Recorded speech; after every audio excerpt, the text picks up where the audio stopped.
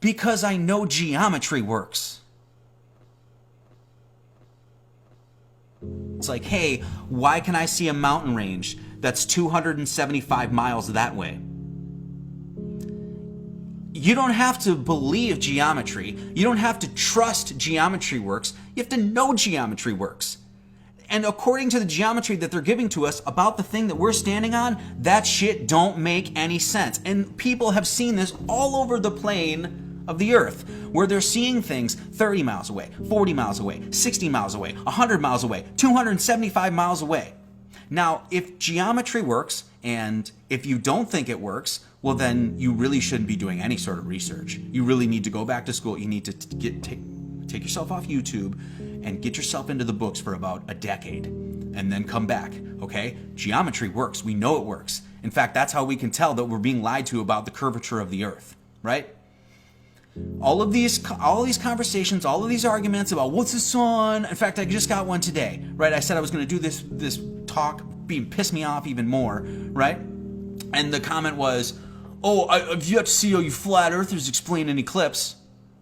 Can't explain it. Can't explain it. The funny thing is, if you're actually honest with yourself, you'll get to a point where you're like, most of this shit I can't explain. I can't tell you why a caterpillar becomes a fucking butterfly either. Can't tell you that. Ain't got a clue. I haven't found anybody that does. And you want me to explain why the moon works the way it does? I don't know. I don't got a clue. You know what I do know, though? We're standing on something. It's hard. It's material. It's matter. I can take a tape measure and measure the fucking thing, right?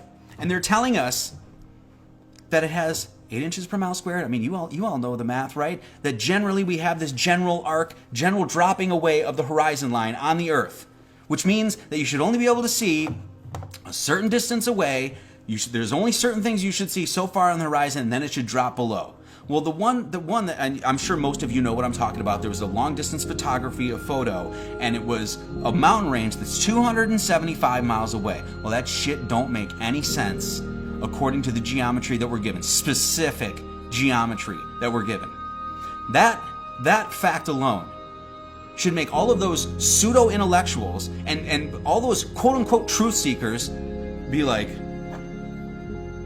wait, what? Wait a second. They're giving us specific measurements for geometry and it don't fit those measurements. Well, that's a huge problem.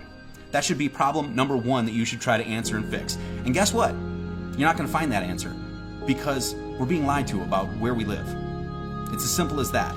And don't tell me about all these other issues. Don't tell me about the eclipse. Don't tell me about the sun. Don't tell me about all of this other stuff. Start with square one. And by the way, Earth in sacred geometry is a square. So when he's talking about starting at square one, literally start at square one. Start with what's right below your fucking feet. You know, like, no, that's just how far. That just shows how far you can see, man. Right? You can only see so far. And so he's saying 30 miles, 40 miles, and then you can't see it anywhere. Okay. Well, then how can you see distinct topography and geography on the moon? Either your eyes are really, really, really, really good that they can see that shit that's 238,000 miles away. How can you see that and then simultaneously not see something that's 40 miles away?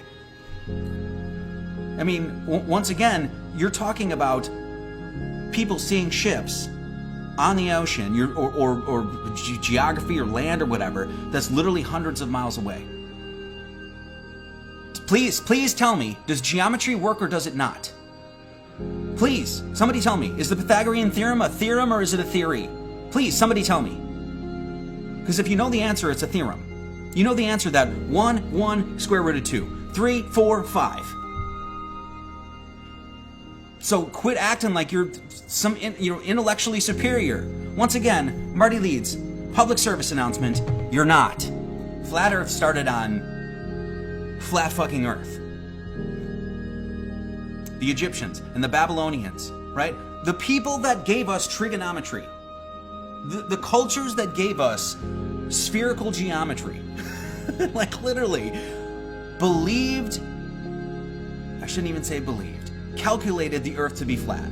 meeting the people, the Egyptian, I mean, who really knows who gave us trigonometry, right? I mean, the history of these things, there's no objective record. But if you go to Wikipedia, they'll tell you that trigonometry and the study of trigonometry is at least as old as the Egyptians and the Babylonians, who clearly, without question, both of those cultures absolutely thought the earth was flat. And their explanations and descriptions of what the earth is, dome, firmament, canopy, flat, four corners, that sort of thing, generally, the general ideas are the same. So the people that brought us spherical trigonometry thought the earth was flat. When we say, hey, we just, look, as flat earthers, we just want one question answered.